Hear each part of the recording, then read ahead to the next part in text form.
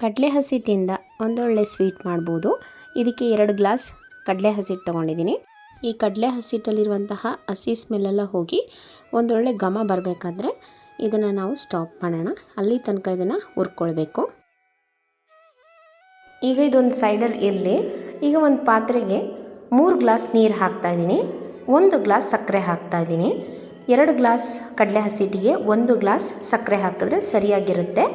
ಇದನ್ನು ಚೆನ್ನಾಗಿ ಕರಗಿಸ್ಕೊಂಡು ಇದನ್ನು ಕುದಿಯಕ್ಕೆ ಬಿಡೋಣ. ಈಗ ಕುದೀತಾ ಇರಬೇಕಾದ್ರೆ ಸ್ವಲ್ಪ ಫುಡ್ ಕಲರ್ ಹಾಕಿದ್ದೀನಿ.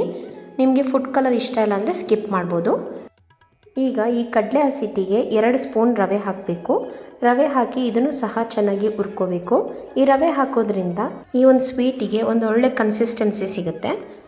ಇದನ್ನು ಚೆನ್ನಾಗಿ ಫ್ರೈ ಆದ ನಂತರ ಈಗ ನಾವು ಮಾಡಿಟ್ಕೊಂಡಿರುವಂತಹ ಸಕ್ಕರೆ ನೀರನ್ನು ಇದಕ್ಕೆ ಸೇರಿಸೋಣ. ಇದನ್ನು ಸ್ವಲ್ಪ ಸ್ವಲ್ಪನೇ ಹಾಕಿ ಚೆನ್ನಾಗಿ ಮಿಕ್ಸ್ ಮಾಡ್ಕೋಬೇಕು. ಇಲ್ಲಿ ಖಂಡಿತ ಗಂಟುಗಳು ಬರುತ್ತೆ.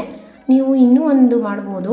ಈಗ ನಾವೇನು ನೀರು ಮಾಡಿಟ್ಟಿರ್ತೀವಿ ಸಕ್ಕರೆ ನೀರು, ಅದಕ್ಕೇ ಇದನ್ನು ಹಾಕಿ ಕಲಿಸ್ಬೋದು. ಇಲ್ಲ ಅಂತ ಅಂದರೆ ಈ ರೀತಿನಾದರೂ ಮಾಡ್ಬೋದು.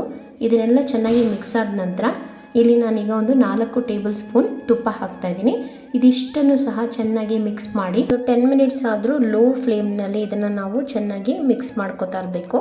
ಇದೆಲ್ಲ ಚೆನ್ನಾಗಿ ಮಿಕ್ಸ್ ಆದ ನಂತರ ನಮಗೆ ಇವಾಗ ಒಂದೊಳ್ಳೆ ಟೆಕ್ಸ್ಚರ್ ಬರ್ತಾ ಇದೆ.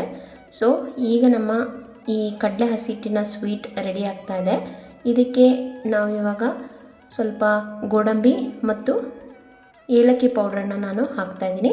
1/2 ಟೀ ಸ್ಪೂನ್ ಏಲಕ್ಕಿ ಪೌಡ್ರ್ ಹಾಕ್ತಾಯಿದ್ದೀನಿ. ಇದು ಹಾಕೋದ್ರಿಂದ ಒಂದು ಒಳ್ಳೆ ಘಮ ಕೊಡುತ್ತೆ. ಈ ರೀತಿ ಮಾಡಿ ಚೆನ್ನಾಗಿ ಮಿಕ್ಸ್ ಮಾಡಿದ ನಂತರ ಸರ್ವ್ ಮಾಡಿದ್ರೆ ನಮ್ಮ ಕಡಲೆ ಹಸಿಟ್ಟಿನಿಂದ ಮಾಡುವಂತಹ ಸ್ವೀಟ್ ರೆಡಿ ಆಗುತ್ತೆ.